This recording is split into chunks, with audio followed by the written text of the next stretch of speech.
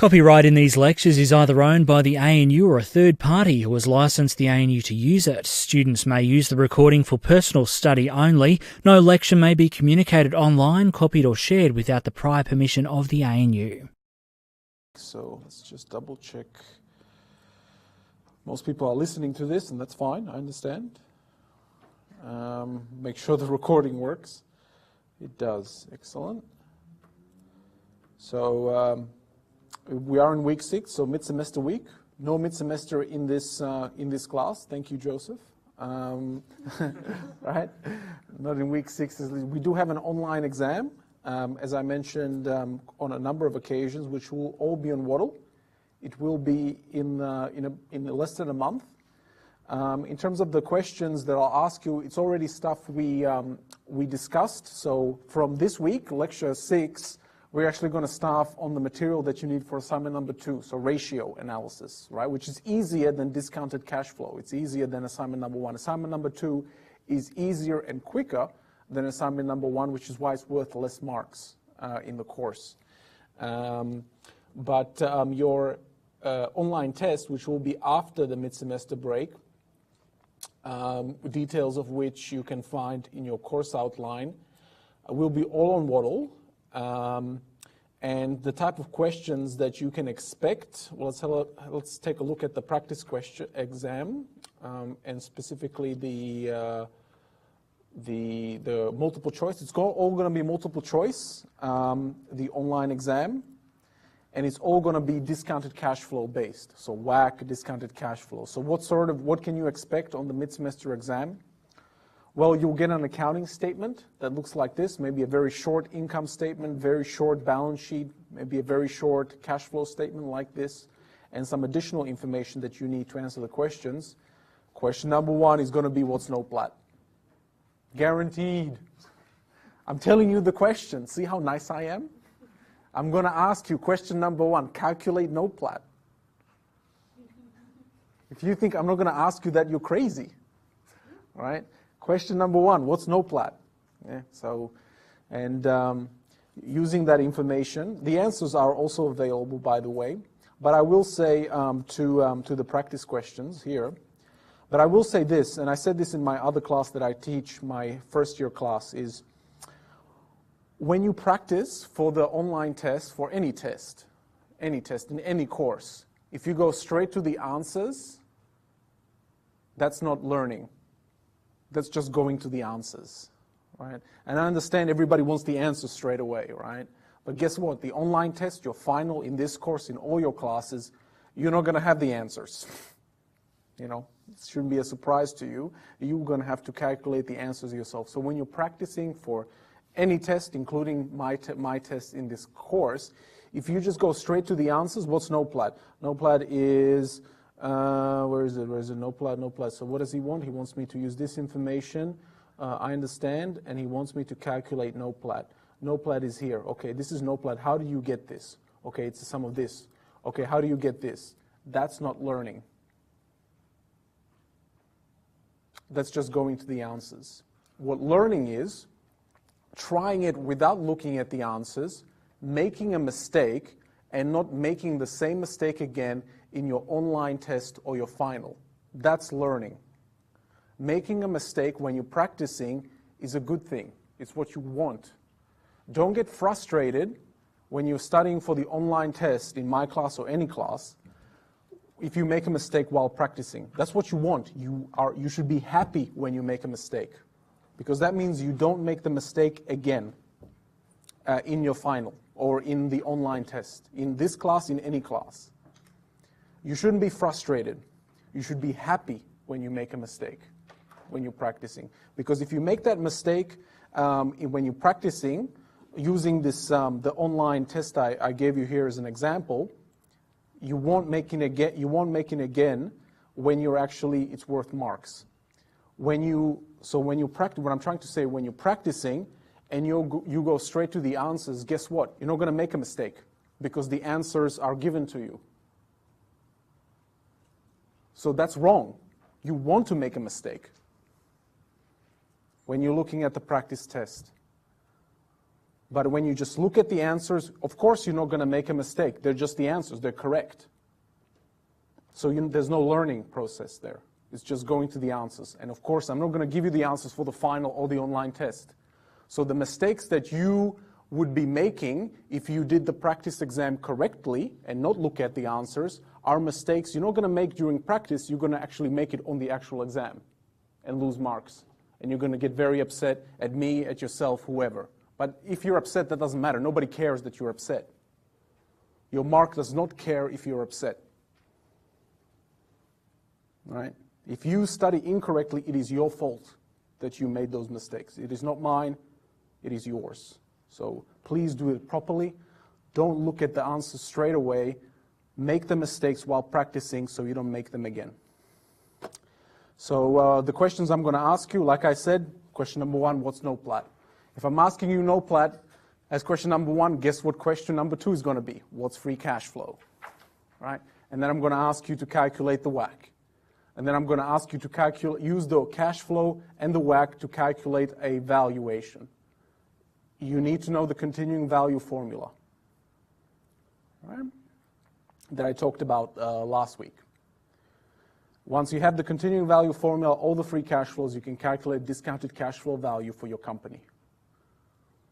Right, you can calculate the percentage change. This is a free question. You know, basically just calculate the percentage change. Then you're going to be asked how to calculate invested capital. And because ROIC is something that's very important, hopefully I've tried to teach you that in this course. In order to calculate ROIC, you need the invested capital. You need the NOPLAT in the numerator that you've calculated in question 1. And then in the denominator, you're going to be forced to calculate invested capital. When you have the NOPLAT and invested capital, you can calculate ROIC. I'm going to ask you to calculate ROIC in the online test. Right? You're going to be asked how to calculate capital turnover. Right? You should know what that is. I'm not going to ask you these questions. This is this practice exam that's on Waddle is for the final exam. So this is stuff for the ratios, which we're about to start this week. So of course I'm not going to ask you that in the online test. I'm going to ask you that in the final. So these sorts of questions is what you need to expect and be able to calculate in the online test. All discounted cash flow related. Yeah? You need a calculator. You will not have Excel in the exam, so obviously I'm not going to ask you to estimate beta using 104 weekly returns. That would be crazy. I'm not crazy, not yet. Maybe in a few years, right? You never know.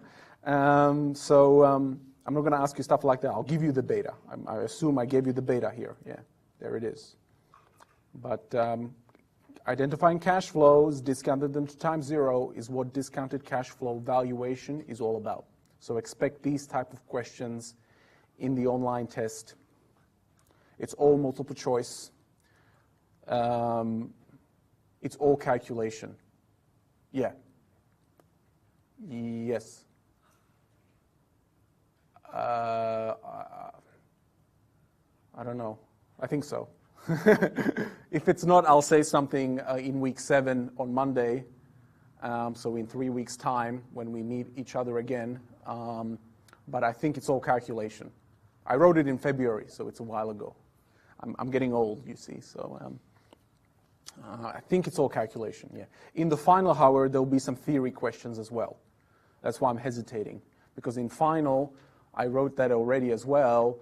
There'll be some theory questions in the multiple choice section, right? Just like here, just like in the practice question, the practice exam, I think. There's calculation here, and then there's some theory questions here. So it's going to be like that in the final as well. In the mid-semester, unless I say something in week 7, it's all calculation, I'm pretty sure. Pretty sure. And here are the answers, by the way. Yeah. So it's all calculation and all based on discounted cash flows. All online on Waddle. Yeah. So please study for it and take it seriously.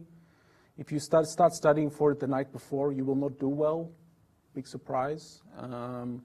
It's after the mid-semester break, so you should have time to take it seriously. It might be redeemable, but I think from last semester, the best students who got high distinctions in this class from me all did the mid-semester. Well, it's not a mid-semester, it's an online test, and took it seriously and got good marks in the online test. All right. So if you're interested in a good mark in this course, you should take even though it's redeemable, you should take the exam, Waddle exam, seriously. Any questions on the online test? I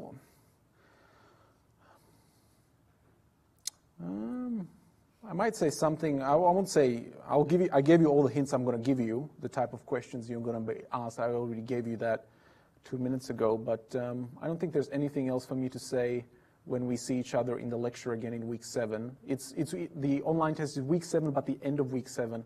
But on Monday, I'll see when we get there in 3 weeks' time. But in terms of the hints, I just gave you all the hints that I'm going to give you. Right? What sort of questions are you going to be asked? Any questions? Okay. It's stuff you've seen before. I'm not a mean guy when it comes to tests. I'll always test you stuff that you've seen before. But if you don't study, don't expect miracles. Right? Don't expect to get a good mark. You won't. Because I'm the kind of lecturer who, when I write an exam for students, I always think, I can't make it too easy, but I don't make it too hard, but I make it so that people who studied are rewarded. And people who don't study, I cannot help you. You have to help yourself. Before I help you, you have to help yourself. So please take it seriously, even though it's redeemable. Because you never know with the final exam schedule how it's going to be. You might only have a couple of days to study for my course. For the online test, you have 2 weeks, right? So it's a long time. I'm not telling you study for 2 weeks. I think probably 4 days, maybe 3 days is enough. But you cannot do it in 1 day. Yeah, no chance.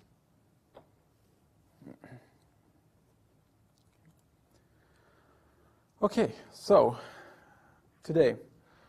So originally in week 6, we're not supposed to have a workshop, but I added an additional workshop just to help you with the assignment, which means that week 6 workshop will happen on Thursday, and I'm going to talk about the WAC inputs. Right? The notes are up already for workshop 6, so please attend. If you have a mid-semester, I understand. I'll have everything on. I'll use the document camera so everything's recorded. Okay, but today we're going to start on a completely different topic. We finished with discounted cash flow. That's assignment number 1. Today we're going to start on ratios, which is really assignment number 2.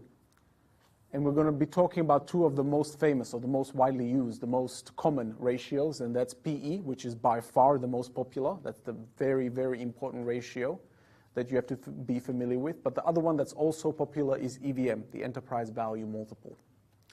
Both ratios are used every single day in practice in investment banks. Analysts use them to value companies. Before I get to the slides, a very easy way to think about ratio is everything collapses to a perpetuity. So what I mean by that is, remember in DCF, in discounted cash flow, and what KGW is asking you to do is you have 15 years times 0, 1, 2, all the way to 15. Well, there's a 10 here. This is in detail. The first 5 years that's phase 1. KGW calls that phase 1. And you need a lot of detail about forecasting growth, CapEx, depreciation, inventory, all those things. And then from 5 to year 15, KGW, that's called phase 2, as I showed you in your KGW model. Everything all the forecasting collapses to just 6 or 7 lines in KGW, which is here. The model calls it phase 2 in the forecast drivers. It's here, phase 2. Yeah, so all the forecasting for the 10 years is just done via 5 or 6 lines. And then for So that's done here in KGW in the forecast drivers. It's called phase 2 here. So that's from 2024 to 2034. And then from then on, the KGW asks you to input a continuing value assumption, right, down here. So going back to this timeline here, so phase 1 in KGW, phase 2 from 5 to year 15, and then all the other cash flows until infinity, we use a continuing value or a perpetuity formula. It's the same thing. You want to call it a perpetuity, that's fine by me. It means the same thing. Perpetuity, continuing value, same thing. Right. Ratios, what they essentially do, they jump to this straight away. They jump to a perpetuity straight away. That's essentially how they're based. So already everything collapses, no phase 1, no phase 2. There's still a valuation of cash flows, but they jump straight away to this continuing formula, which means one important thing. If your company, whatever company you're valuing, in our case JB Hi-Fi, is a mature, stable company, then the continuing value formula, ratios in other words, are not bad. They're actually pretty good as a methodology to use. But when you're valuing a young, growing company that's probably losing money in the beginning, so its earnings are negative currently, and hopefully positive in the future. There's a lot of changes. It's buying, selling, firing, hiring, growing, shrinking, different projects. Ratios are not the best because the company is not what we refer to as in steady state. It is not stable and sort of growing slowly and organically. JB Hi-Fi is. It is a mature business. There is no innovation. It is simply a retailer that buys for X and sells to you X plus margin. That's all it does. And its organic growth is through opening about 5 stores a year. Right? That's all it does. So for a company like JB Hi-Fi with very stable growth, organic, we cannot predict artificial growth. We cannot predict what they might do, another acquisition of some kind. They might, it's possible, but we cannot predict, and the company will never say that, well, in 3 years we plan to do another acquisition. First of all, they would never say that, and second of all, it would be very stupid if they said that, because the moment you say, I want to buy this, guess what happens to the price? It goes up, right? And if you're buying a house, and you tell the real estate agent, I want this house, don't do that. Say, I don't want the house, I don't know, I'm not sure. That's what you should say. If you say, oh, this is the best thing I've seen, I have to buy this, guess what happens to the price you pay? It goes up, right? So don't do that. That's stupid. Yeah. And companies know this. They will not say, oh, in 2 years' time, we'll buy Harvey Norman or something like that. Company will never say that. They will always, their standard response to any, if you as an analyst or journalist ask them, what do you plan to do in terms of future acquisitions? The standard response for any company is, we're always open to new opportunities. All right, so it's all very vague and not definitive. They will not tell you what their plans are. Right? So with ratios, even if JB Hi-Fi, if your argument is, well, I understand it's stable and mature, but they just did good guys. What if they have another acquisition in a few years? It's possible.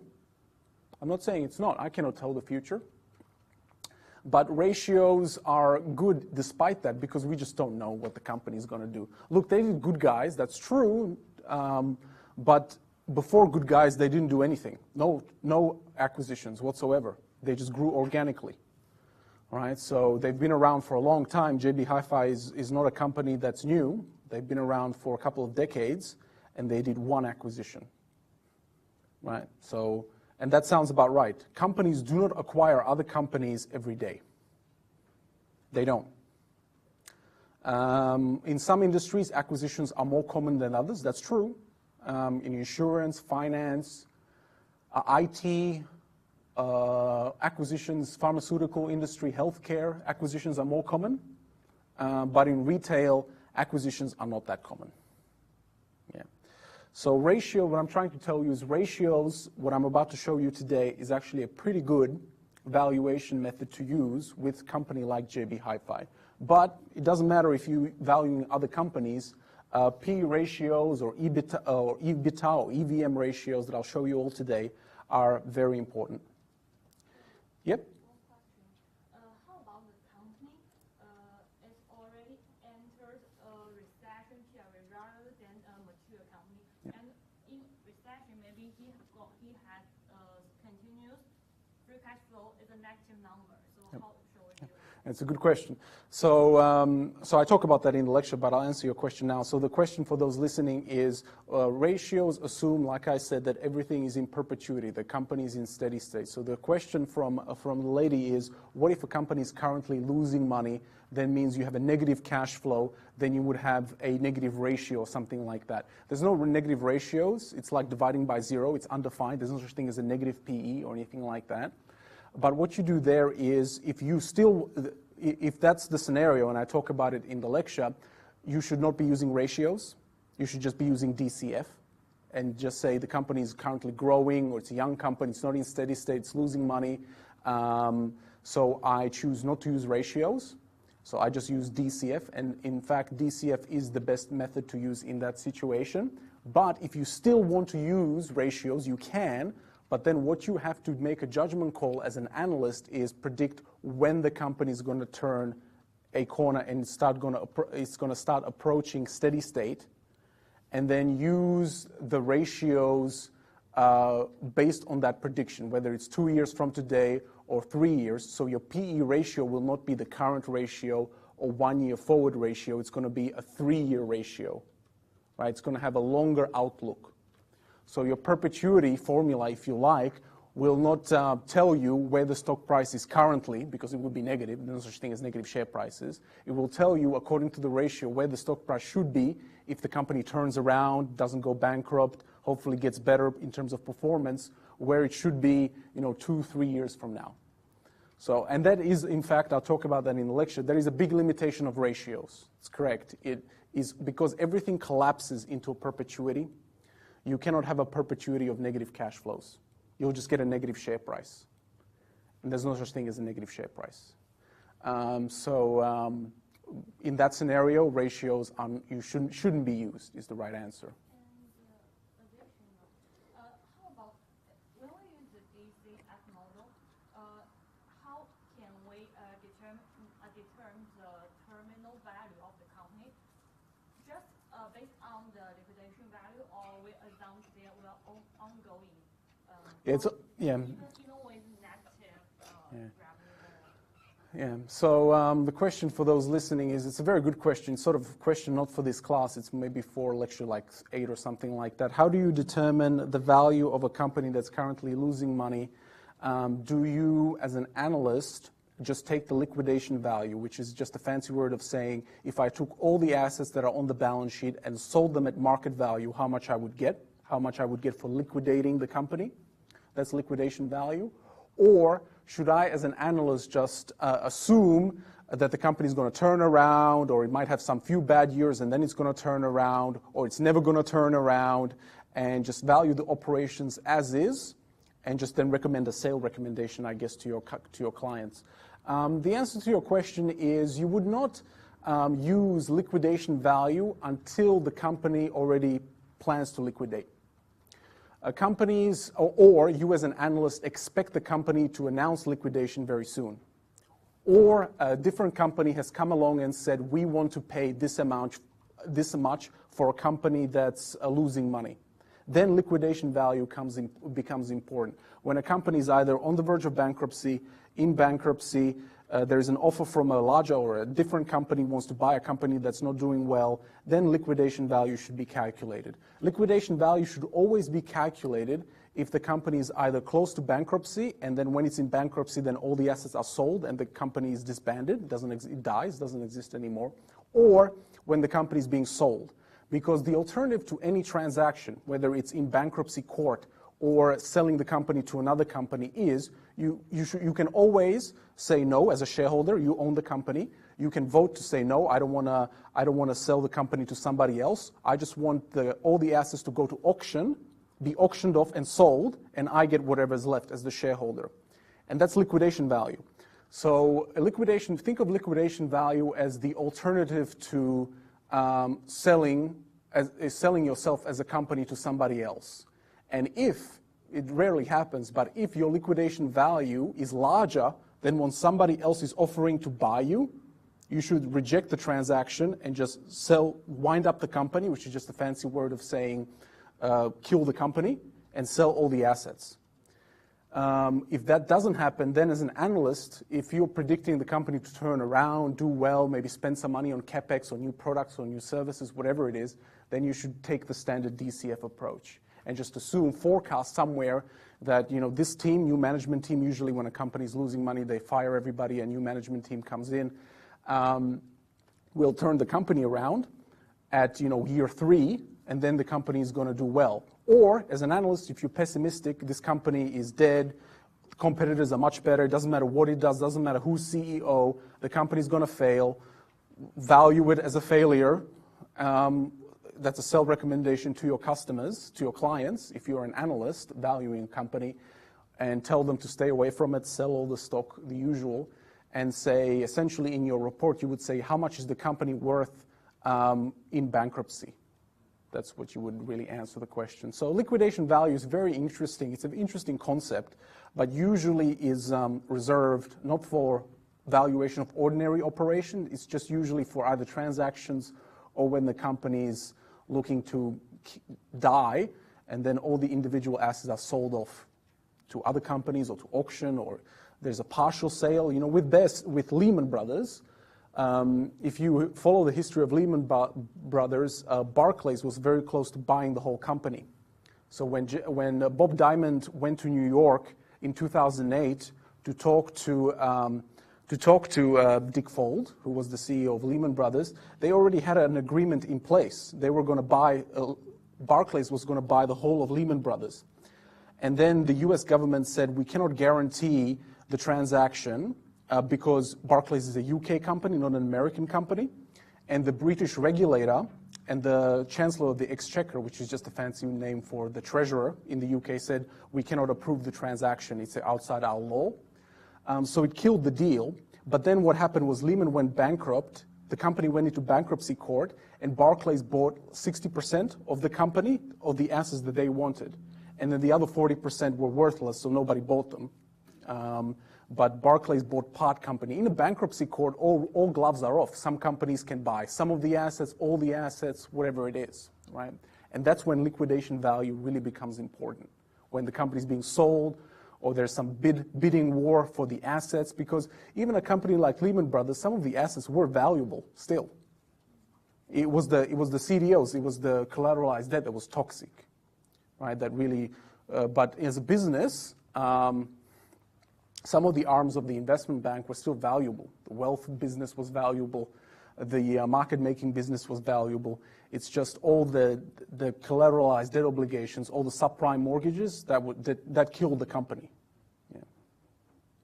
Because the way CDOs worked is it took about a month to sell a CDO. So you buy mortgages as a bank, thousands of them. You pool them together into a security, into tranches of risk, and you sell the tranches to investors. But it takes about a month to do that, which means during the month, if you buy all this stuff for $1 billion, and in a month's time that billion is worthless, it's actually worth zero, then you broke, right? Because banks are highly leveraged. They're 90% leveraged. So even if you're a $10 billion company, if you're 90% leveraged, if you use 1 million, you're bankrupt, right? So that's exactly what happened. Yeah, that's why the bankruptcy was so quick. Generally companies in practice, they take years to die. Bear Stearns died in a week and a half. Lehman Brothers died in 2 weeks, right? So, because they've got so much debt on the balance sheet. Okay, so let's start. Let's have a look here. So the ratios today. Ratios or multiple-based valuations, it means the same thing. It is a valuation method that is very important, and analysts use it every day. But because everything is sort of collapsed or shrunk to a perpetuity, the perpetuity the cash flows that you are discounting should be in steady state, should be maintainable is the word that's used in textbooks and is the correct word. So something that's in sustainable, steady state, maintainable, whatever you want to call it. There can be growth. Remember, there's that little G. Even in KGW, you can have long-term growth in your continuing value formula. Right? You can have a little G. Yeah. But the growth is steady, right? It's linear. It has to be in steady state, which is why, like the question said, good question, was that for losing companies or companies in bankruptcy or companies going through a lot of change, ratio is really not the right method to use. But for JB Hi-Fi, it is actually very appropriate. So we're going to talk about PE. PE is the best out of all of them by far. It's the most popular. In every single report, you will find a PE ratio. The reports I gave you for JB Hi-Fi from JP Morgan, they will all have a PE ratio calculation somewhere. The other one that's the second most important is enterprise value by far. Enterprise value multiple, EVM, it all means the same thing. The other one's cash flow multiple, not that popular anymore. We'll talk about it, but it's not the best. Dividend yield, the problem there is just a yield, it's just a percentage. It doesn't give you a share price. All of these give you a share price. Price to sales is a very silly ratio. Maybe in the 50s it was popular. Now it's not very good because it's even too simple. And I'm going to talk about what's required for assignment number 2. So first, these ratios. The reason why assignment number 2 is worth less than assignment number 1, because ratios are very easy to use. You're just multiplying 2 numbers. It is very easy, very simple, very quick. That's because the ratios themselves are very simple, they're intuitive, they're very popular, and they're easy to use. Right? That's a big advantage. When time is limited, time is always against us. When you have something quick, simple, and easy to use, then that's a big advantage. The other advantage is in DCF, generally you have to forecast 10, 5, 15 years like KGW, and then a perpetuity. In ratios, you technically only need 1 year. You don't even need 2 or 3. Analysts usually provide 1 or 2, but as it says here, the main focus is just 1 year, because you only need one number. You only need the numerator, which is the sustainable or maintainable cash flow. So technically, you only need 1 year of forecasting, not 15 years like in assignment number 1. And the third advantage is ratios do work. They may be simple and stupid. Well, it's not stupid, simple and quick, but they do work. They're not as accurate as DCF, but they're pretty good. And they work with respect to the actual returns, something that investors are interested in. Your clients, you're an analyst, you're recommending to buy and sell stocks. When you buy and recommend, you should recommend to buy low PE stocks. When you do that, on average, using historical returns, actual data, you do outperform high PE stocks. So a low PE is a buy signal, is what I'm trying to say. There is a negative correlation between the returns on an investment and a low PE.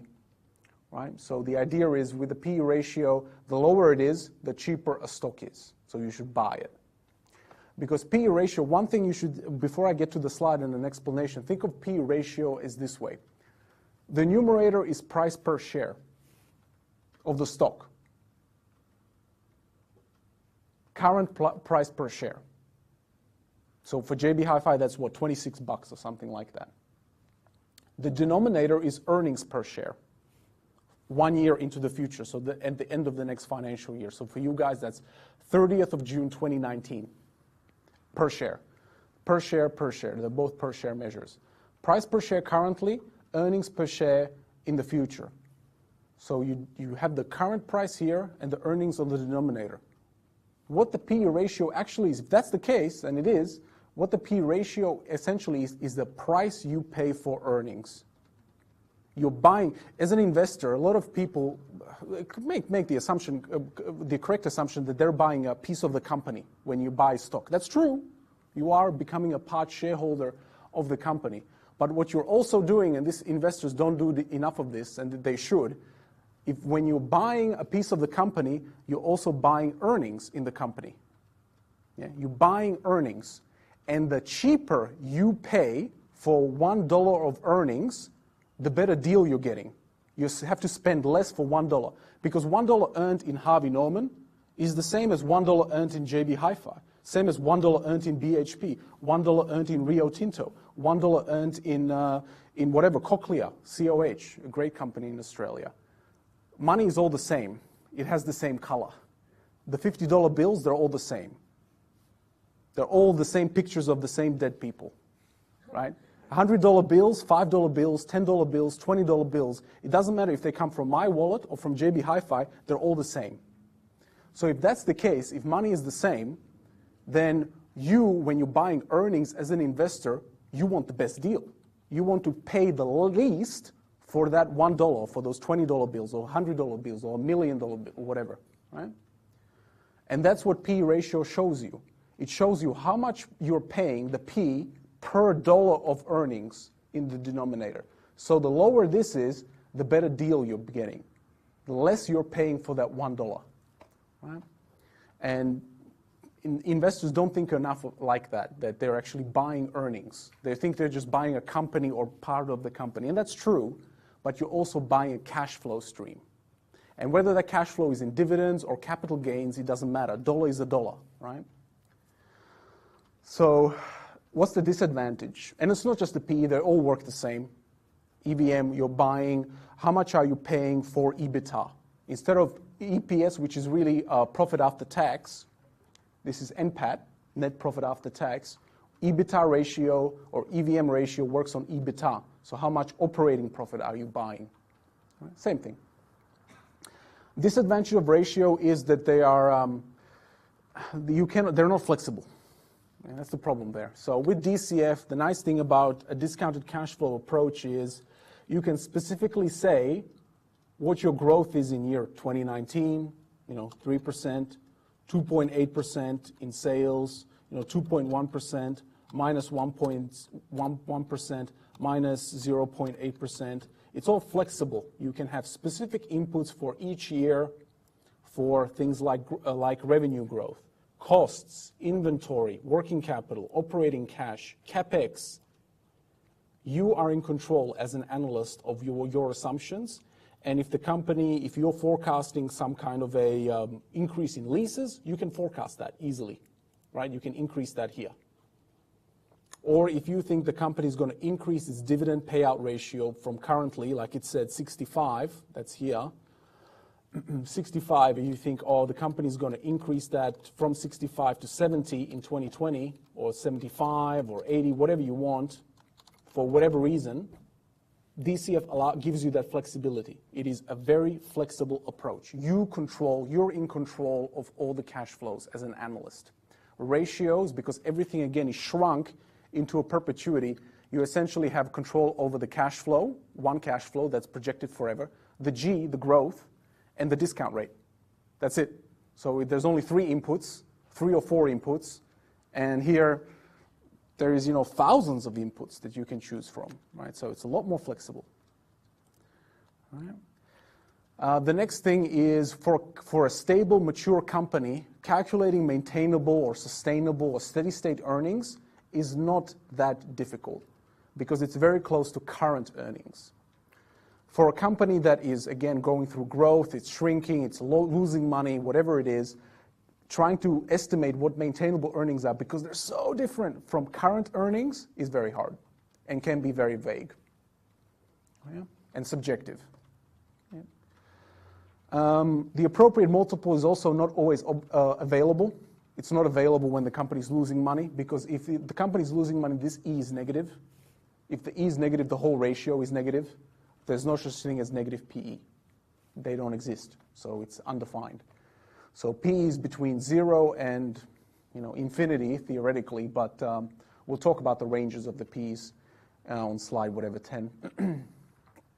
But usually for companies that are going through change, young companies losing companies losing money, the PE ratio or any other ratio that I'll talk about today are not available. Yeah. As I said, in that case, for these non-earning or growth companies, you really don't have a choice. You have to use discounted cash flow. Yep. So the earnings being used will be, the normal case will be the current year earnings? 1 year forward, so 1 year in 2019 for you guys. So very good question for those listening. The earnings that we're using here in this P ratio, this denominator, this E, is it current? No, it's not. The P is current, the current share price. The E is 1 year forward, so the next year's earnings. So for you guys, that's 30th of June 2019 with JB Hi-Fi. So the end of the next financial year, in other words.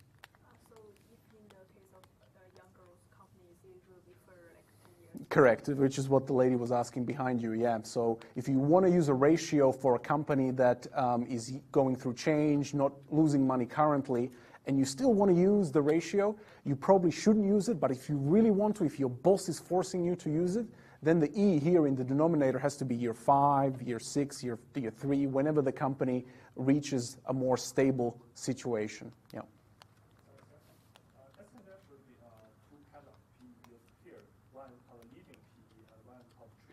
Yeah, that's right. Yeah, excellent. So it's in the slides. So there's not just one PE. The P that I've been talking about is the forward P, which is the ratio that analysts focus on the most. It's the most important P. But correct, there are different types of Ps. The question you're asking about is the trailing P, which is where the current share price and the current earnings. But as an analyst, the one that and that exists, it's fine. It's just backward looking. That's the downside. The earnings are backward looking, and if the maintainable earnings and the current earnings are the same or very, very similar, then the trailing P and the forward P will basically be the same number. Yeah, and no problem, use both. They're identical, so if this one is 12, this one will be maybe 12.2, so very close. But as analysts, because we want to, it's a forecasting exercise in this course, and as an analyst, generally the forward P is more important than the trailing P.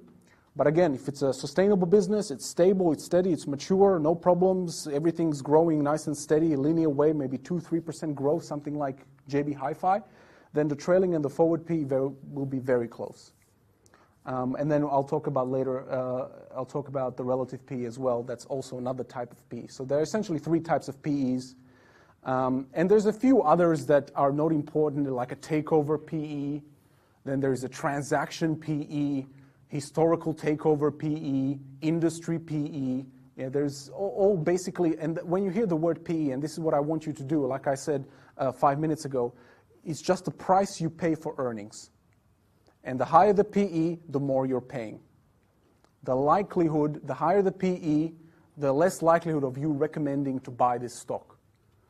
The higher the PE in a transaction, the less likely you should recommend for the company to sell itself or sell its asset to another company. The higher, it's just the price in supermarket, right? When you go to a supermarket, you see all those prices. When something is too high, you walk away. Same thing here. If the PE ratio is too high, if you're paying too much for earnings, you should walk away. Yeah, same thing. So PE ratios were the dominant ratio, the dominant valuation method in the past, before computers. Before computers, if you go back to Ben Graham, who invented valuation in the 50s, you can read his book. Benjamin Graham's book is very good. He invented valuation, the idea of a fundamental value. That's all terms that come from him and his book. When he did that in the 50s, there were no computers, right? Personal computers, at least. There was a computer, that looked probably the size of this room, one computer that was less powerful than, your phone. But as analysts, we didn't have access to computers. When we didn't have access to computers, guess what? We cannot have a 15-year discounted cash flow model that allow you to input estimates for CapEx or WACC or something like that. Analysts used to use these ratios. This was the dominant valuation method a long time ago. Now with computers and with spreadsheets and Excel, it's not the case anymore, but they're still useful, right? As it says there, they have become less dominant over time, but still widely used, right? and they're used to supplement the primary valuation technique, which is DCF. Right? So they're the second best, if you like, valuation method. Because, I'll say it again, this is very important, because everything is shrunk, condensed into a perpetuity, essentially, we need to use maintainable earnings. We need to use earnings the company can generate in perpetuity, forever. And yes, that's true, nothing's forever, except death and taxes. That's true. But we have to assume, just like we assume with the life of a company, that it goes on forever. We have to, as analysts, close our eyes, well, hopefully not close our eyes, think and forecast a level of earnings the company can do forever. Right? Because that's how perpetuity works. You got that one cash flow forever. And what that means is anything abnormal, any special one-off items have to be subtracted from any earnings estimate. In order to be maintainable, any one-offs have to be subtracted or ignored, stripped out, whatever you want to call it. Yeah? Because, again, we're reducing the whole valuation process that you guys are currently doing in assignment number 1 into a single formula, into a single perpetuity. So maintainable earnings with fixed or no growth prospects is actually what we need.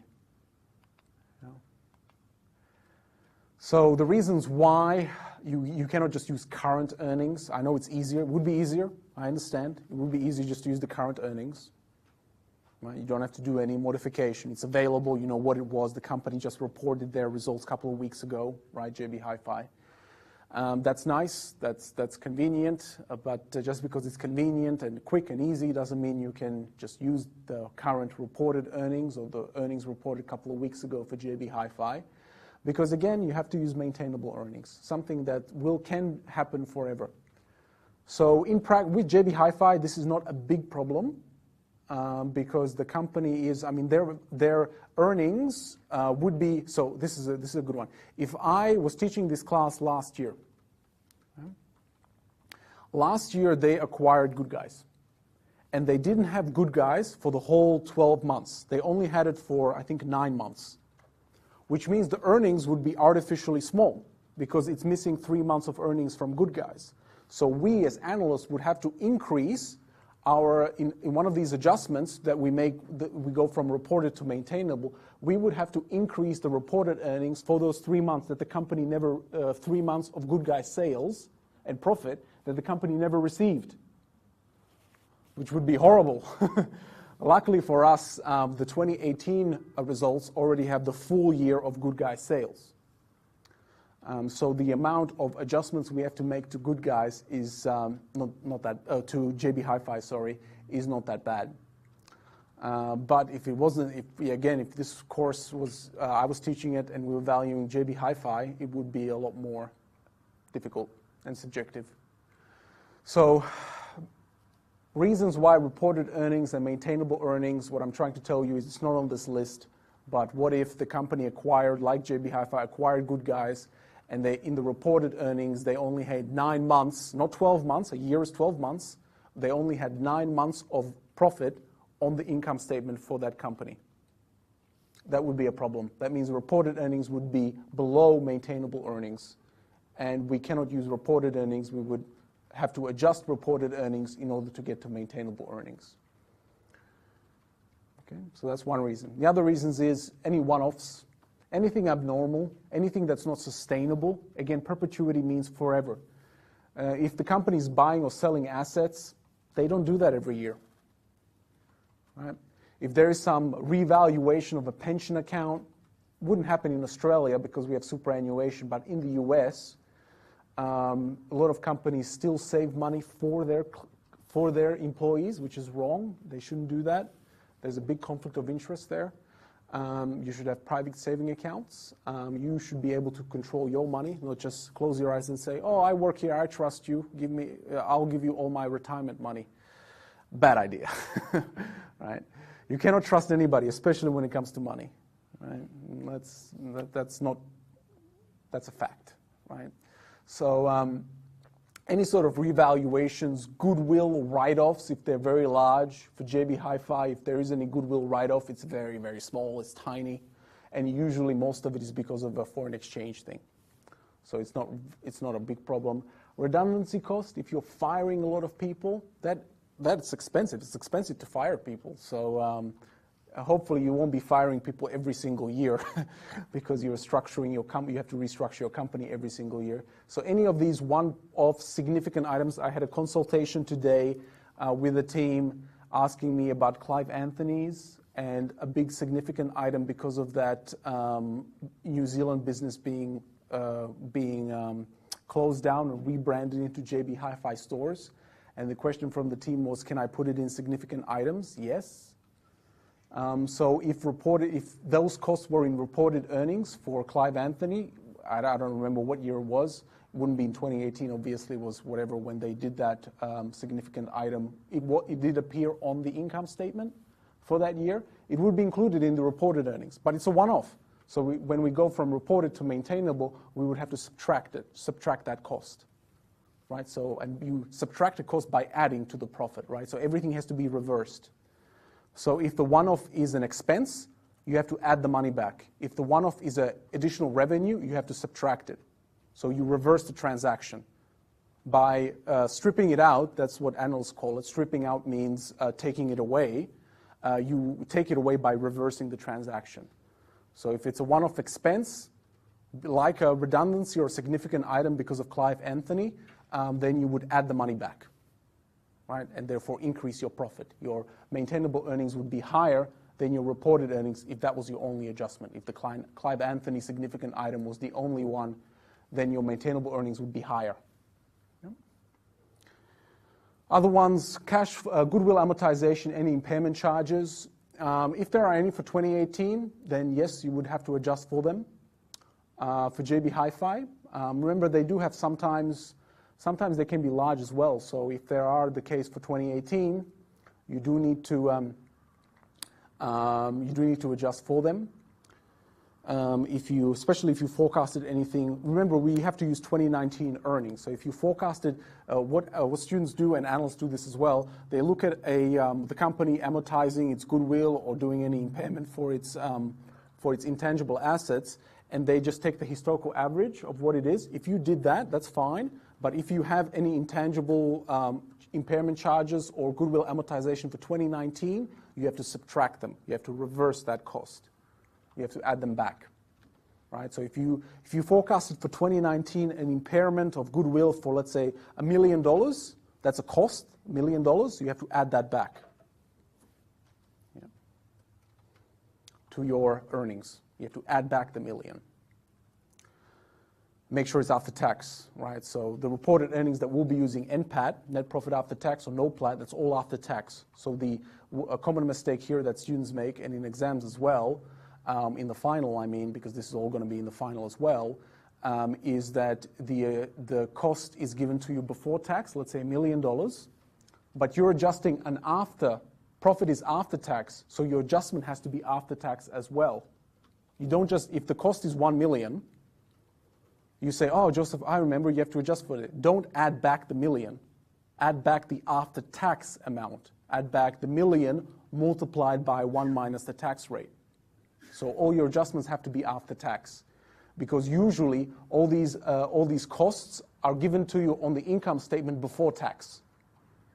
And what you're adjusting, reported earnings here, is after tax. So your adjustments have to be after tax as well. So whatever the cost is, make sure to remember to think, oh crap, do I have to multiply it by 1 minus the tax rate? The answer to that question is usually yes.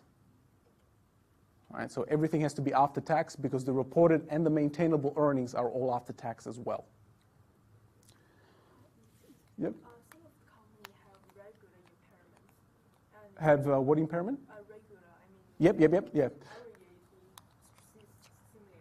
Correct. So good question. So for those listening, what if the company that you're valuing has impairment every single year? If it has it every single year, then it's not a one-off adjustment, and you don't need to do this for that company, right? If it's every single year, if it's a consistent impairment, if it's not a one-off, in other words, if the company is, for whatever reason, firing people every single year, and companies, so what's a good example?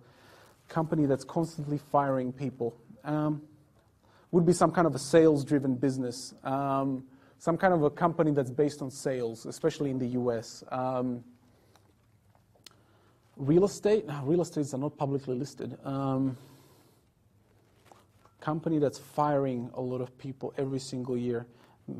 I don't know, maybe manufacturing, some kind of a manufacturing company. If they fired people every single year because they just have a high staff turnover for whatever reason, then this redundancy cost is not one-off, it's every single year, so you don't have to adjust for it. I think that's worrying if the company has to fire people every single year. Because, you know, if people get fired, that's normal, that's part of business. But if a large portion of your staff have to be fired every single year and these are high, yeah, that's not a good sign, right?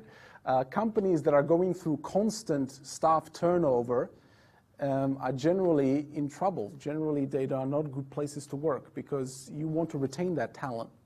It takes time to learn how to do a job properly, right? You cannot just walk into any company and know everything, right? So if you're constantly firing a lot of people, then you've got to train those people again, right? Over and over and over again. That's expensive. So that's a bad sign if you have large redundancy costs. But if you did, for whatever reason, then to answer your question, yeah, it's not a one-off. You don't have to adjust for that.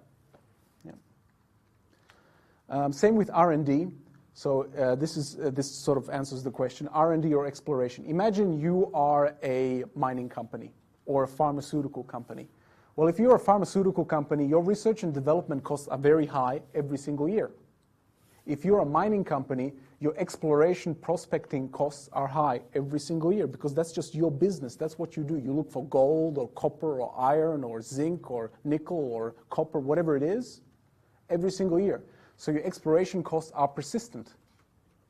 And if you're a research and development company, IT company, if you're a pharmaceutical company, you're developing some kind of medicine, your research and development costs are going to be very high every single year. So they're going to be persistent, so you do not adjust for them.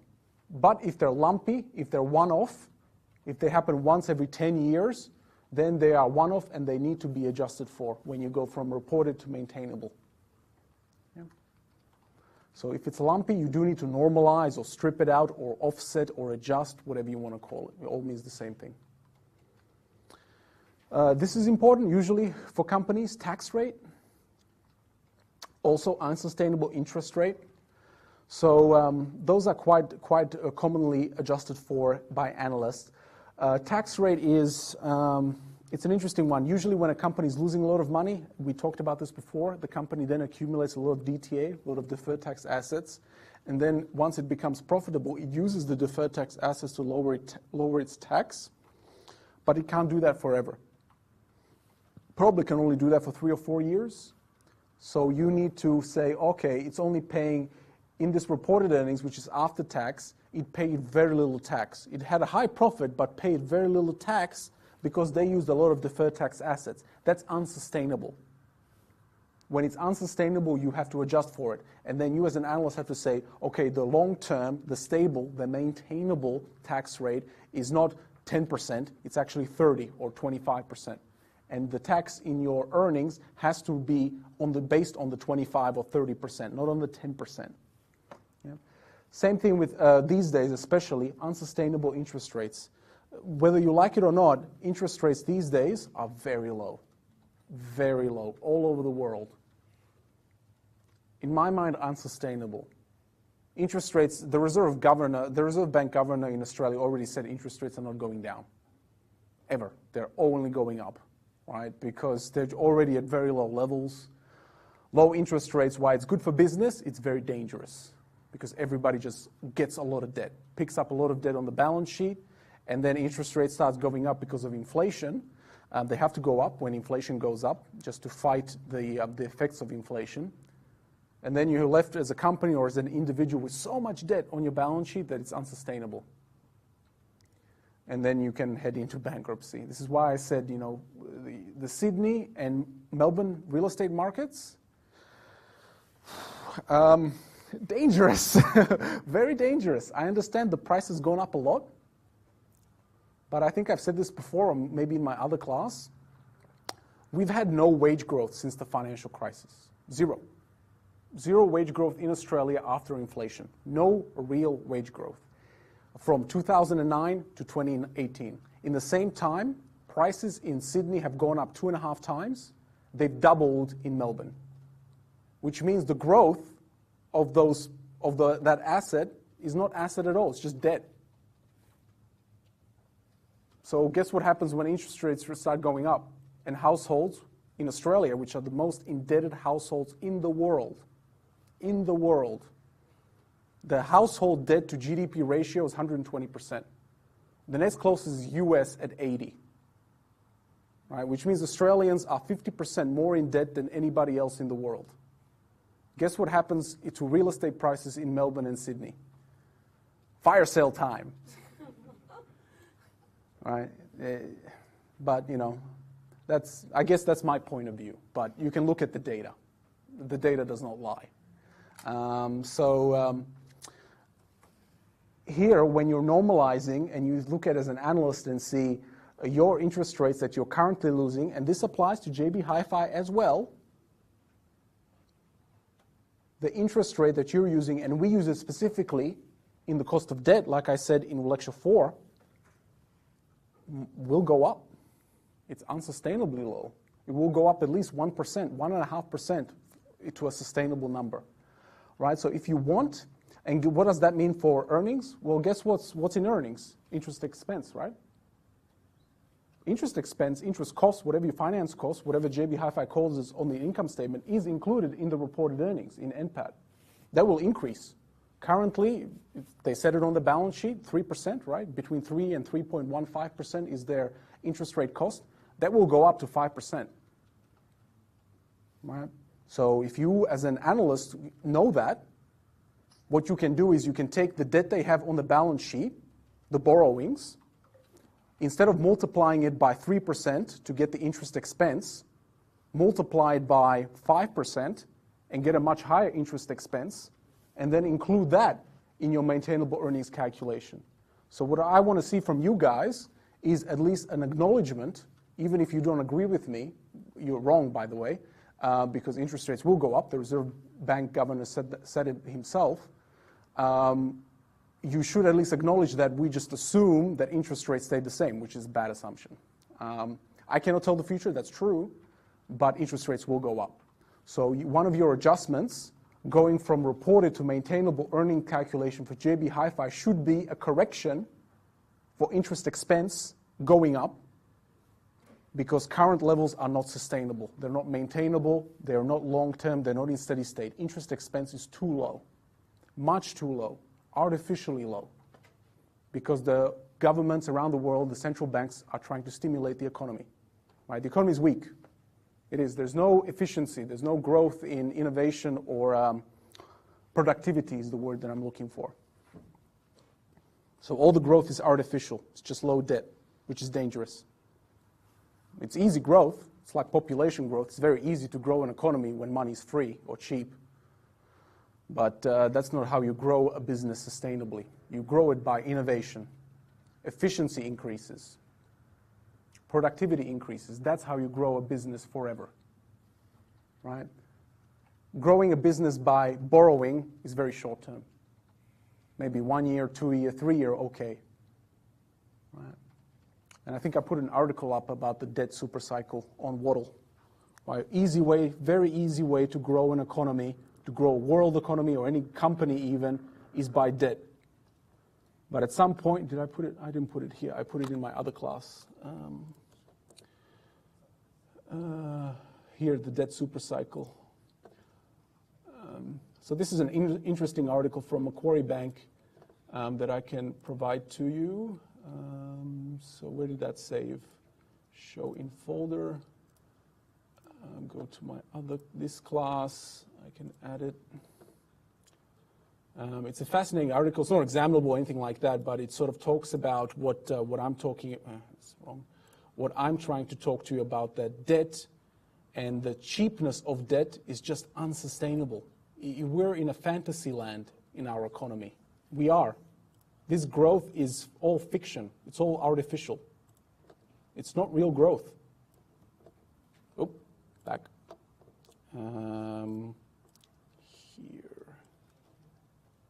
It's all debt fueled. It's easy to debt super cycle.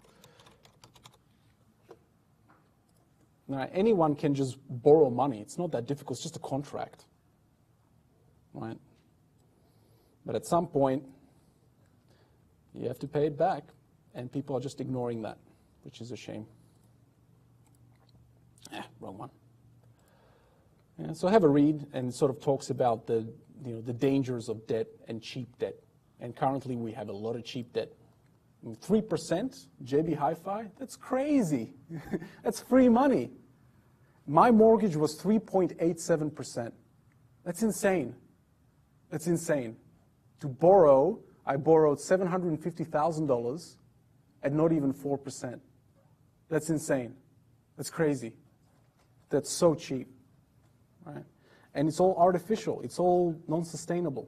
It's all fake. Yeah. Okay, so another thing we have to adjust for, so this definitely impacts us.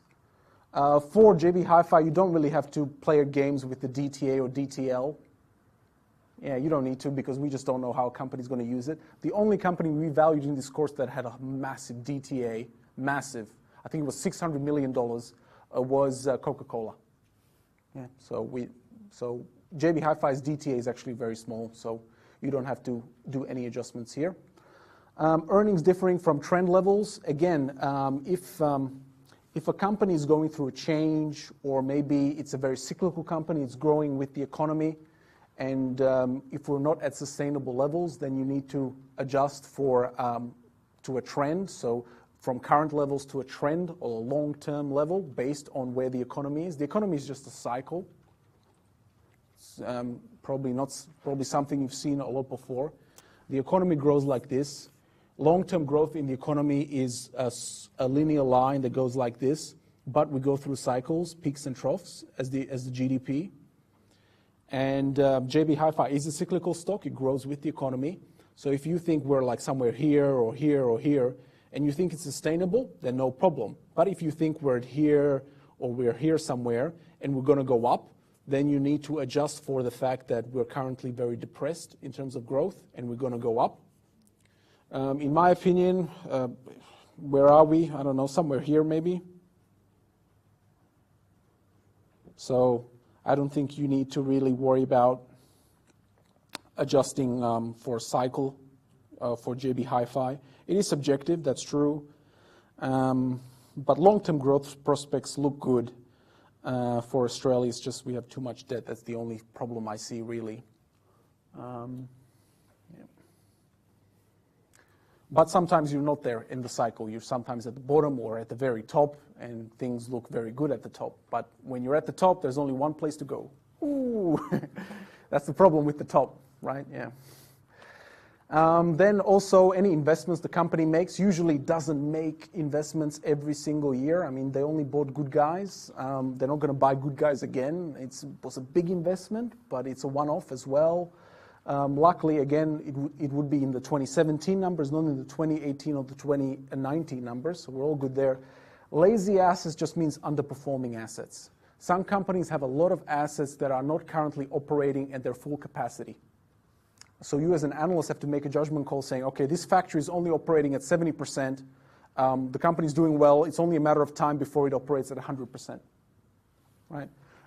So lazy assets, so the laziness or the underperformance is only temporary, and you would have to adjust for that to that new level. Or you think we're currently operating too much at 110% and it's only going to go down.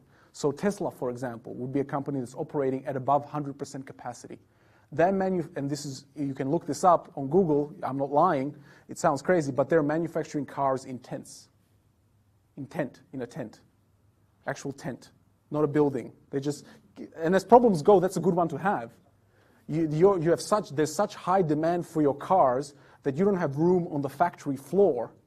Some of the production has to be temporary, made in temporary accommodation, because you cannot build the building fast enough. As far as problems go, that's a good one, right? You just have so much demand for your product that you just cannot meet the demand in your current structure. And Tesla is expanding. The Gigafactory is the largest building in, it's bigger than the Boeing building, which was the largest building in America, but it's not the biggest building in America. I don't know what it is. It's maybe number 2 or 3, the Gigafactory in Nevada, near Las Vegas, where they build all the batteries. I think it's like the third or the fourth largest building in the US. For a long time, it used to be the Boeing building, the airplane company. They used to have the largest building in America for a long time. But as problems go, that's a good one to have, right? You have so much demand that you can't build them fast enough. They're projecting the assets are overperforming, and that's just not sustainable. It's not sustainable to build cars in a tent, right? So you as an analyst have to say, okay, hopefully they finish the building, and that this project of building cars in a tent is shut down, right? A last thing is long-term growth. Like the LTG, the long-term growth, analysts call it LTG in their forecasting, is, again, sustainable growth. In a perpetuity, what's the G? Many companies don't have a G. The G is 0, right? Because they cannot in forever deliver growth. There are some companies that can. There are companies, JB Hi-Fi is not one of them. JB Hi-Fi is not a company that can grow at a G above 0 forever. It just doesn't do anything. If it did something, okay, but it doesn't do anything. Companies like Cochlear, right? ASX code COH, eBay, these companies can grow on forever. They really can. They're fascinating companies to value and study. Fascinating companies, Cochlear. These companies can grow on forever. They really can. Whoa, share price has gone up. Whoa. I shouldn't have sold it. Why did I sell it? I sold it here somewhere. Oh, man. Shit. See? I sold it too early. That's not good. I lost a bunch of money. That's okay. Another guy, CSL is a great company that can grow on forever. These research, whoa, that's gone up as well. Whoa. I didn't have the stock, so I'm fine there. But Cochlear, I had quite a bit. Yeah, I mean, these companies they're very good companies. They're well run, good products, good services. Healthcare spending in Australia is going up. We have an aging population. A lot of old people that are living until they're 90, 100 years old is normal now. Imagine that 40 years ago. 40 years ago, living past 65 was, wow, you were very healthy. Now 90 is standard, which means demands for these sort of products is just going to go through the roof, right? And these companies are benefiting. If you do a good product as a company, you develop some new drug or some kind of new medicine, healthcare is where it is. Healthcare has a good future in Australia in terms of a business, right? And as you can see, the stock market does. I mean, stock and valuation are two different things, like I said, but yeah, these companies are doing well. Well, look at that, currently at the 52-week high. Yeah. Why did I sell Cochlear? Not good. bad decision, right? Right. So with perpetuities, we have to reduce everything to maintainable earnings, right? So a few specific ones. This is just what you need to look out for as an analyst. What are the typical ones you need to adjust for? For us, for JB Hi-Fi, this is something I would expect. Take a look at the goodwill amortization. If you have it every single year, okay. If you don't, you might need to adjust for it. There's no R&D, no explanation. Any one-offs, there was a lot in 2017. I didn't see too many in 2018.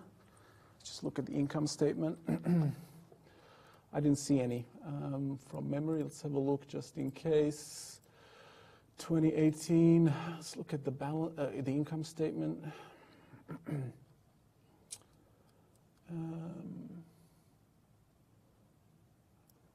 So this is 2017, correct? Nothing in 2019. It's tiny. The other income. Sales is pretty good. I don't see anything artificial here. We're not in 2017, so no problem there. No. Okay. So, abnormal tax, you can know trend. I think they're currently at trend. They don't have any lazy assets, no new projects, it's just a retailer, no new investments. The growth of the company is at population rate. So there's no artificial growth like Cochlear or CSL. JB Hi-Fi is a boring company.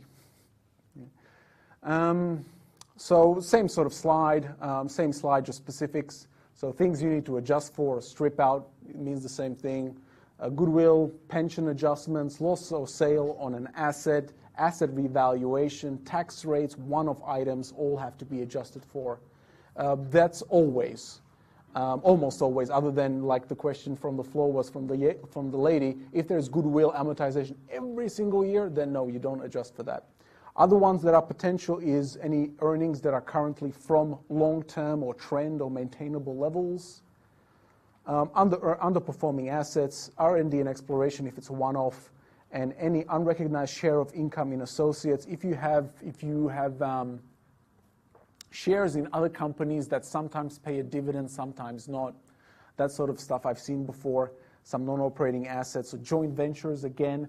Joint ventures usually are for a limited time, like a bond, sort of 5 years, 10 years. Maybe it's not forever, it's not maintainable. So when a company has a joint venture, usually that joint venture has an end date. And if it has an end date, it's not forever, it's not in perpetuity. So you need to adjust for that as well. So if there's an income coming from that, you have to subtract that income after tax from any maintainable earnings. Okay, let's look at the ratio. Okay, let's have a look. Okay, so the ratio is not complicated. It's just two numbers. It's just the perpetuity, right? So the PE ratio, like I said in the beginning of class, is price per share, current price per share, divided by earnings per share 1 year into the future. Yeah, T plus 1. So 1 year into the future doesn't mean calendar year, it means the financial year. So up until the earnings for the next financial year, when the financial year ends. So for you guys, that's 30th of June 2019. Right? So even though we're in August, let's say end of August, you don't look at the earnings at the end of August 2019. There are no earnings at August 2019. The company doesn't report earnings on a monthly level. It reports it on a 6-monthly or an annual level. So even if you wanted the earnings from now until August 2019, that data is just not available. Right? So it's to the end of the next financial year. T plus 1 doesn't mean 12 months. It means until the end of the current financial year. So current financial year is FY19, which goes from the 1st of July 2018 to 30th of June 2019. So your T plus 1 is 30th of June 2019. Yeah. So once you have the P ratio, the calculation of the share price, which is what you want, like a DCF, you always want the price per share, is simply the P ratio multiplied by the earnings per share for your company. This P ratio is usually, in practice, the industry average. It's not the company's PE ratio. The reason why it's not the company's PE ratio, if you use the company's PE ratio, these earnings are the same. The EPS in the denominator here and the EPS here are the same number, so you just get back the current share price. That's stupid. So the P is usually an industry average. And the EPS is the JB Hi-Fi EPS for the 30th of June 2019. I give you all that data for the second assignment, so don't worry about that. I give you P ratios for JB Hi-Fi, Harvey Norman, Best Buy. For the second assignment already, you don't need to use this now, obviously focus on the first assignment. But for the second assignment, just like for the first assignment, you will have a data file, which is currently located here. And for the multiples, if you open it up, you will have PE ratios, both trailing and forward PE ratios for your company. So this is the trailing PE right here, but we're more interested as analysts in the forward PE ratio here. For JB Hi-Fi, Harvey Norman, Meijer, TGA, Dixons, Cons, Amazon, Best Buy, Yamada, all these global companies. And it doesn't matter if they're not Australian. The reason why it doesn't matter is remember P is a ratio. If the price per share is in American dollars, then the earnings per share is going to be in American dollars. And the currency effect cancels. If this is in Japanese yen, the stock price, you're talking about Yamada, which is a big retailer in Japan, divided by earnings per share for Yamada, for that company. It's also in Japanese yen, cancels out.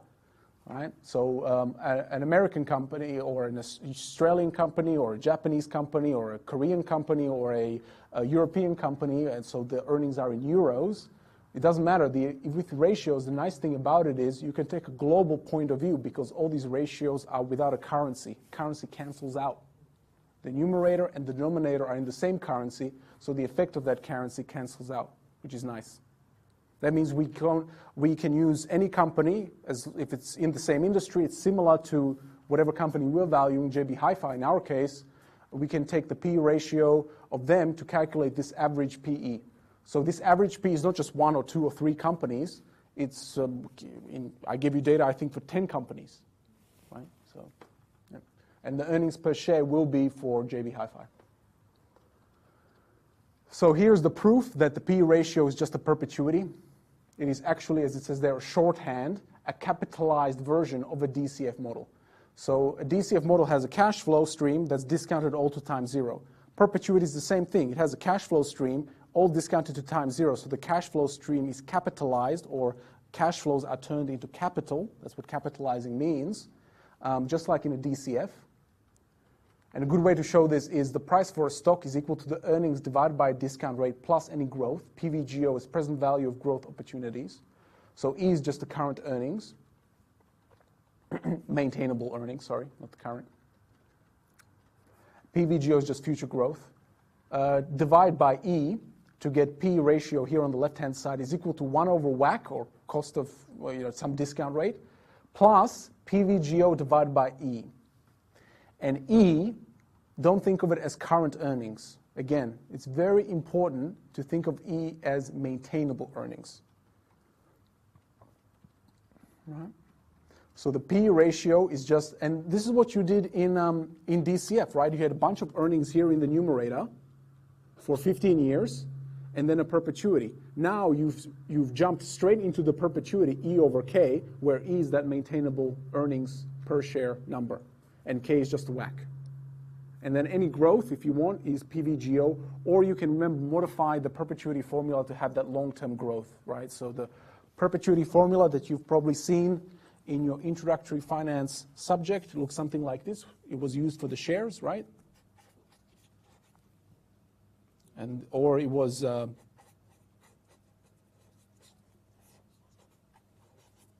right.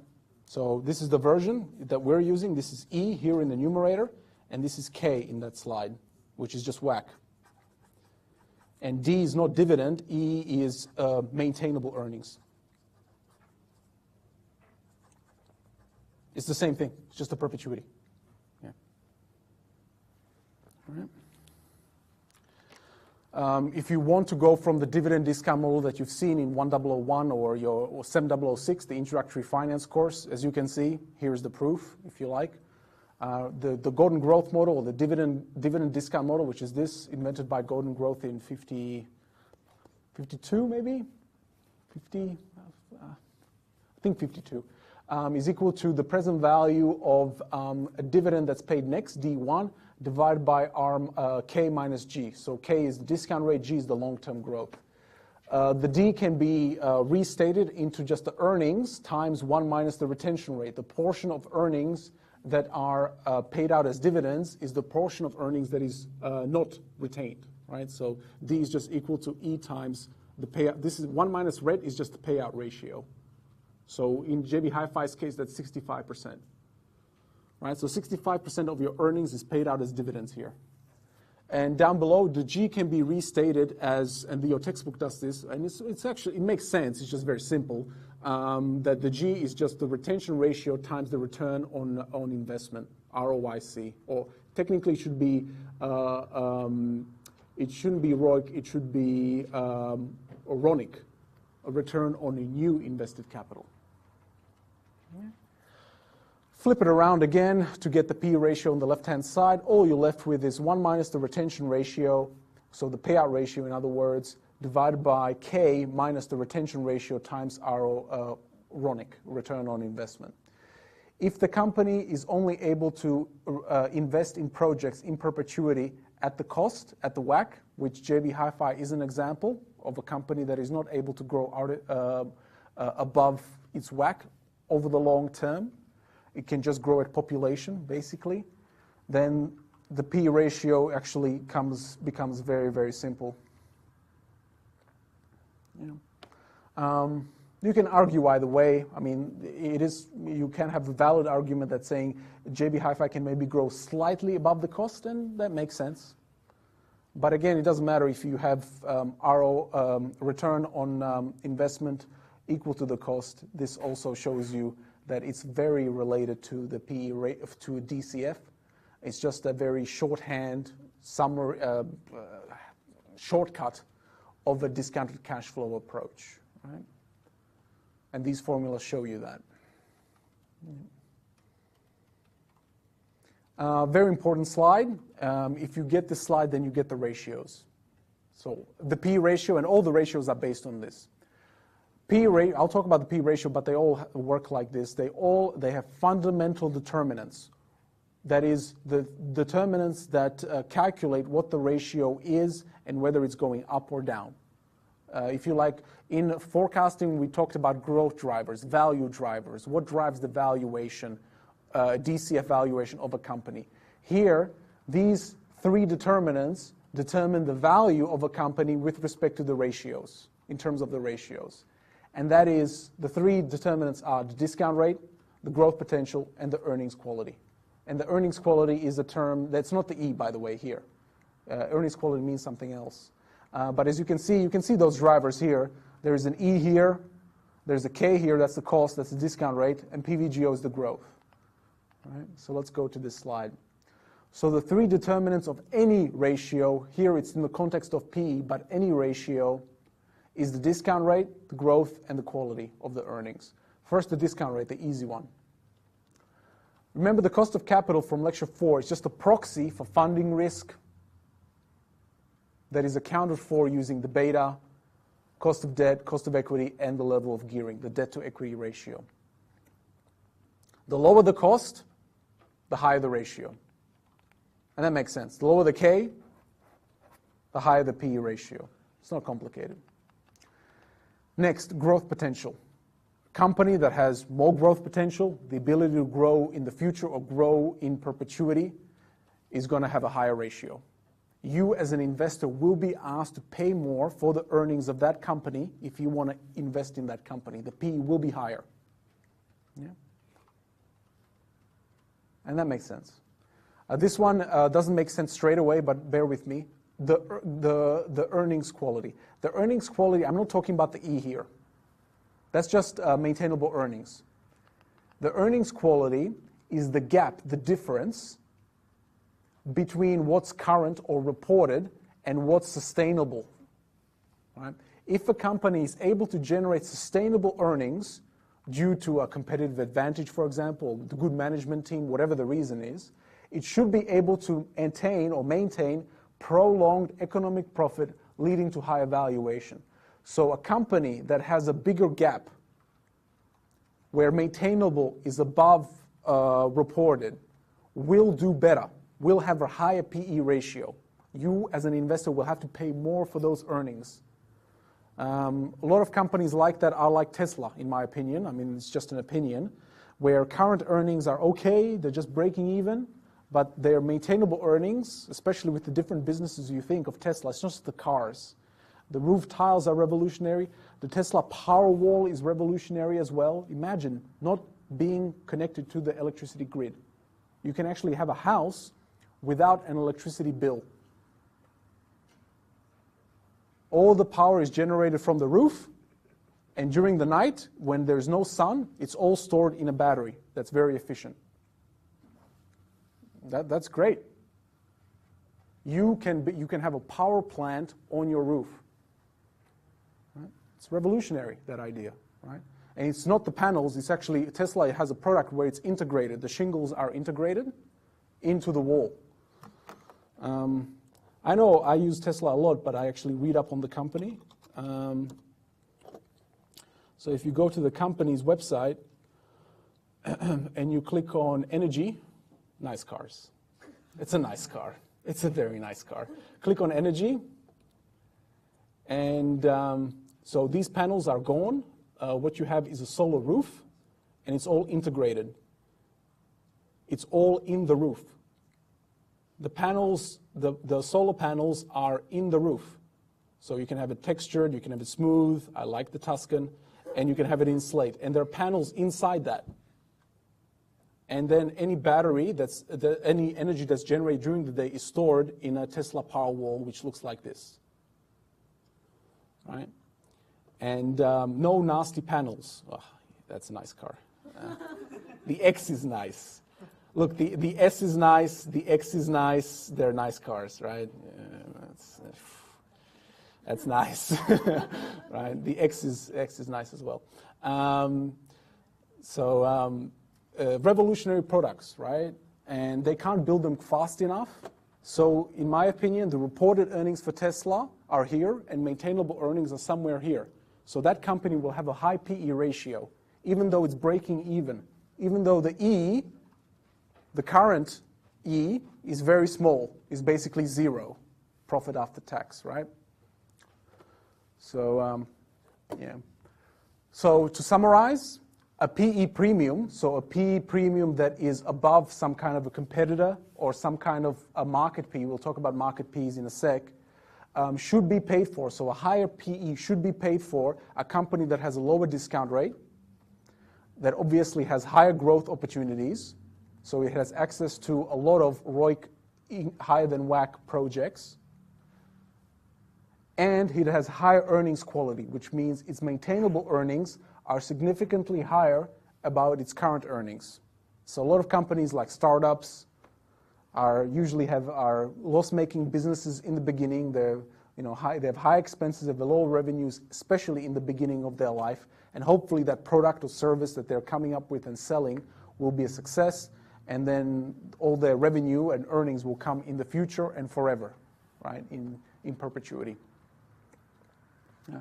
So a very important slide. If you get this slide, you sort of get where the ratios come from and what moves a ratio. So what moves a ratio, like PE, is this goes down, or growth opportunities go up, or this gap. It's not the E, this is not the gap. The gap between earnings and maintainable and reported is very high, it grows.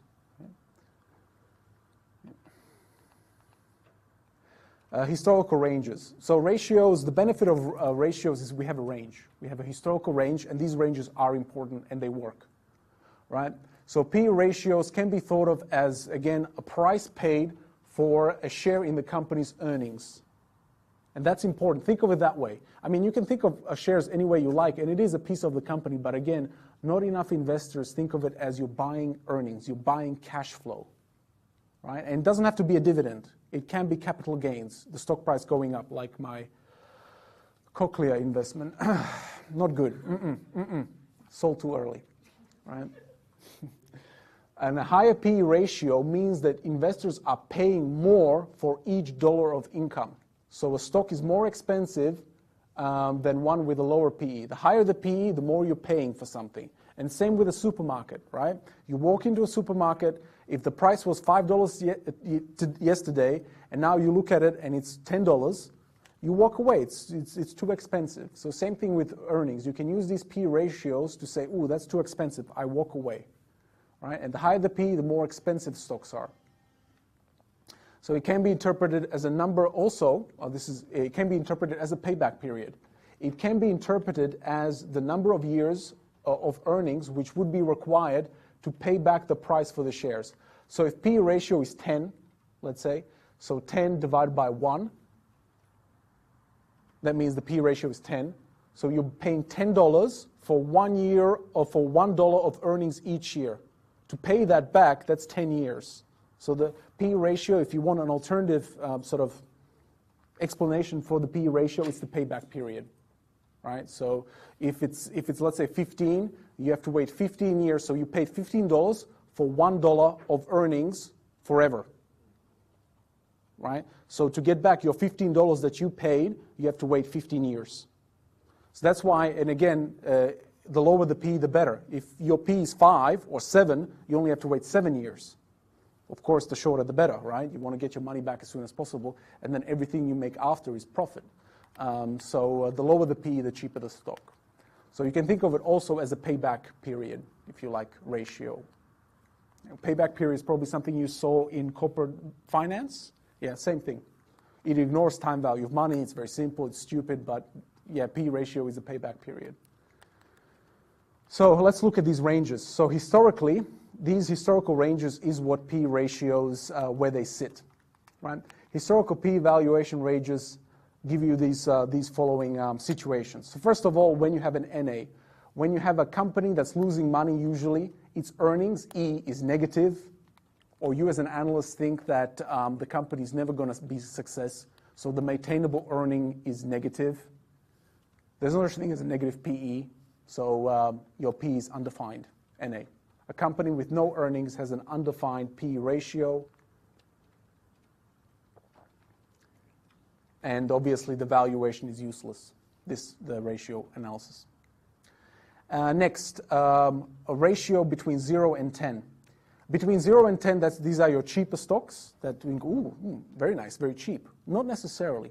Either, if it's between 0 and 10, either the stock is undervalued, so it's a good investment opportunity, or the company's earnings are thought to be in decline.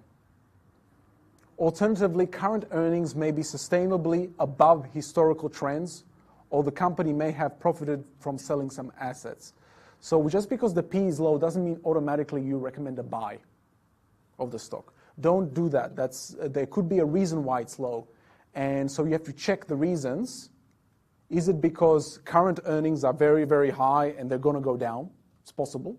A lot of companies suffer from that. Or the company sold a lot of assets, right? So its stock price is high because it sold a bunch of assets, but its earnings potential is the other way around. Its earning potential has gone down because they sold a bunch of assets, so those assets are no longer in the company to generate an income. But if none of that is true, if none of those are true, then it could be just because it's a good deal. You know, it's cheap and probably a buy recommendation on the stock. If the company's PE is between 10 and 17, it's considered to be at fair value. That's the historical sort of average range for fair value. If it's 17 to 25, it starts getting a little bit high.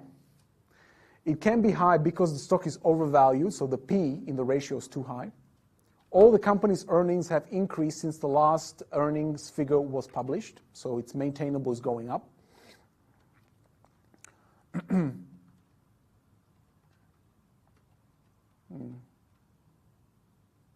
No, that's not right. Overvalue, that's fine. That's the numerator. Company's earnings have increased since the last earnings figure was published. If they've increased, or it could be an artificial, I have to restate that. That's not 100% clear. The expectation of the company is good. Correct, yeah. But then the E should be higher, and it should lead to a lower PE. So I'll change that. That is not very clear. I think I know what I'm trying to say, but it's not clear. So if the stock may be a growth stock with earnings expected to increase sustainably in the future. So the E is very low. That's why the P ratio is so high. So the denominator is very low. Yeah, that's also possible, right? So again, as an analyst, just because you see a high PE, oh, it's too expensive, walk away. Not necessarily. There could be there's usually a reason why it's so high.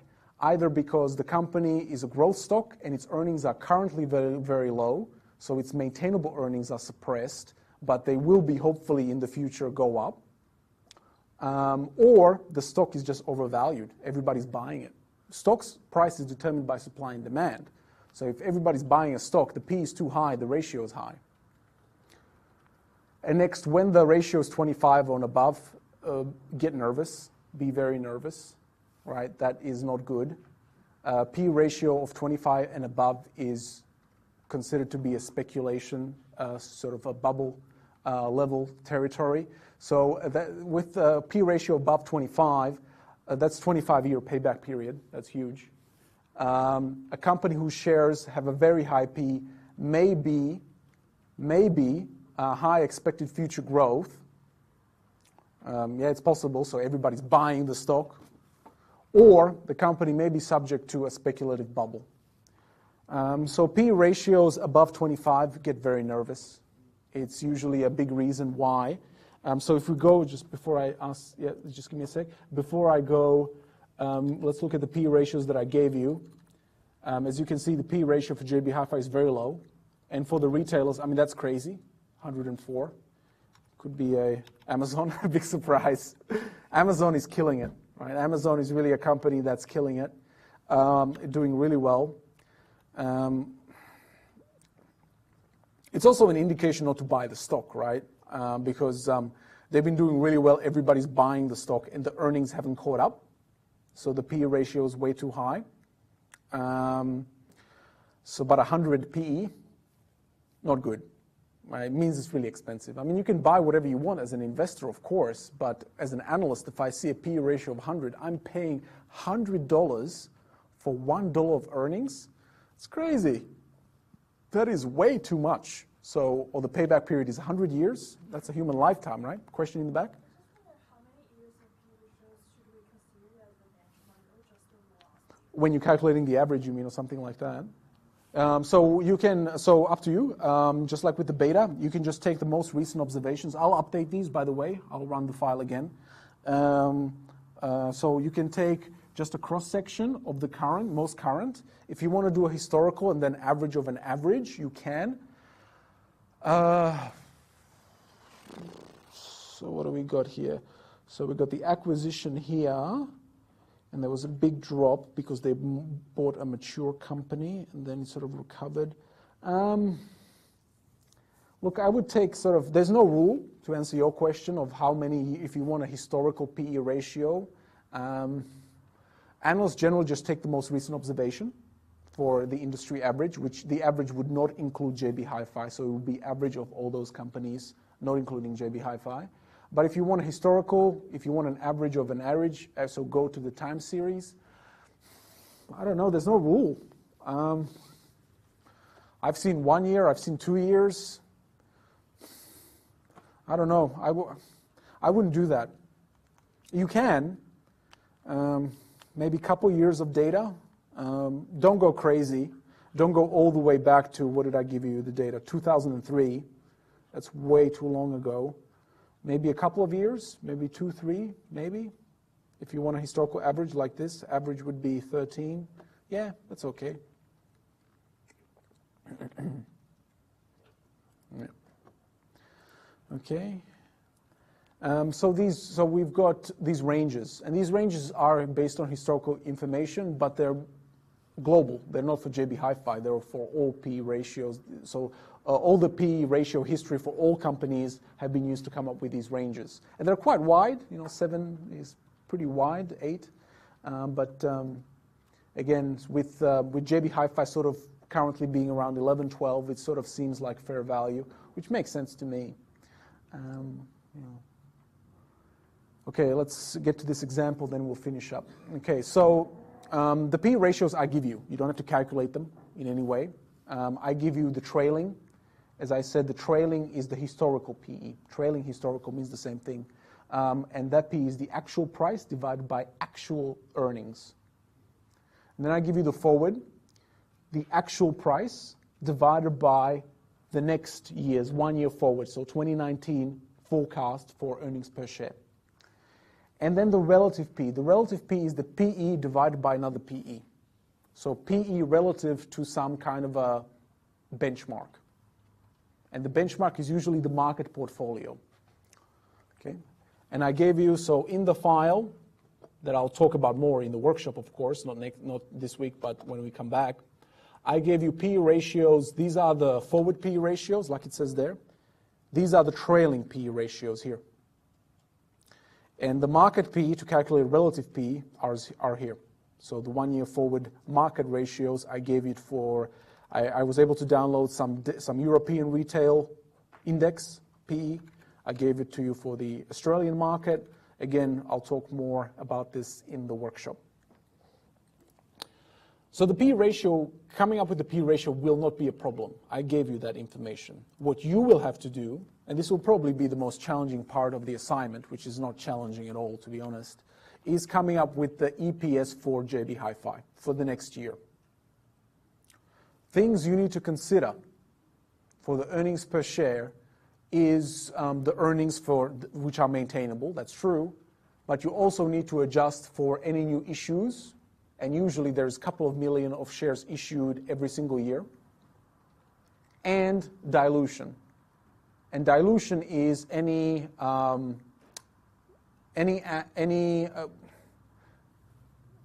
non-equity claims that is not debt. That's right. So any equity-based claims, which are things like convertible bonds, JB Hi-Fi does not have any. Preference shares, convertible preference shares, JB Hi-Fi does not have any. Any warrants, JB Hi-Fi I don't think has any. Employee options, bingo, bingo, bingo. JB Hi-Fi does have options. Right. So what do we have to do? So the general philosophy for any issues is to use time weighting. I'll show you what that looks like. So it's not value weighting, it's time weighting. And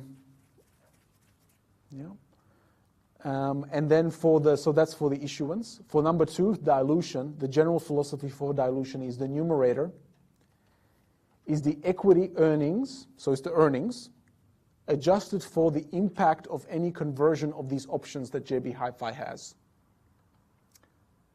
What that means, and it says here, e.g., for example, after-tax interest savings once convertible bonds or convertible options, whatever, are converted, or the dollars received on any exercised options that are in the money. And the denominator, that's the numerator of the EPS, and the denominator is the number of shares after the conversion. So you're probably confused by this. What do I mean by that? Think of it this way. These options that JB Hi-Fi has, which are disclosed in the annual statement, are not issued at strike price of 0. They do have a strike price. The company is short in call options. The party that's short in call options receives the strike price, and the long position gets the shares. So the CEO, the CFO, the CIO, the people holding these shares get the share, and in return they actually pay the company when these options are exercised, a strike price, which is usually very much smaller than the current stock price, which is why they do it. The options are in the money. Now, that is money that the company receives. What is the company going to do with that money? We don't know. They never tell us, of course. But we as analysts have to assume that the money is used for something. What analysts incorrectly, but there's no other choice, assume is the money gets used to reduce interest expense. In other words, the money gets used to reduce debt, which is incorrect, but we don't, again, the company doesn't tell us, so that's what we do, and analysts do this in practice as well. I did it at Credit Suisse. We assume the money is used to reduce debt. When debt goes down,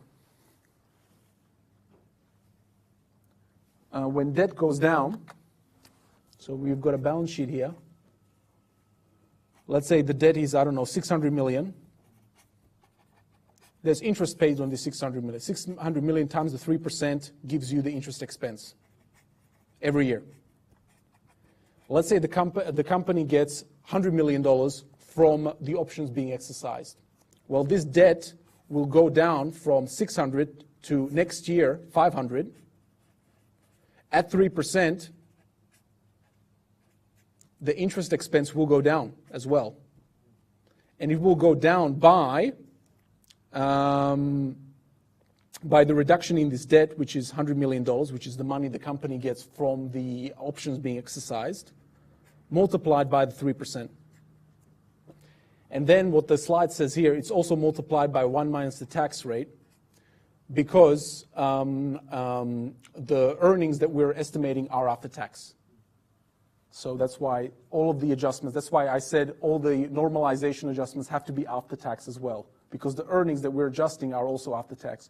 In the EPS, the numerator is net income, which is net income after tax. So let's look at this example for context, and then I'll finish. Here it is. So we start here. Let's say reported earnings for 2018.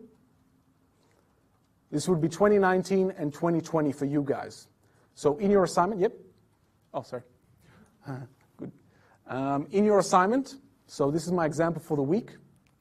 In this assignment, in the first tab, it has this EPS estimation. This is what you have to do for your assignment.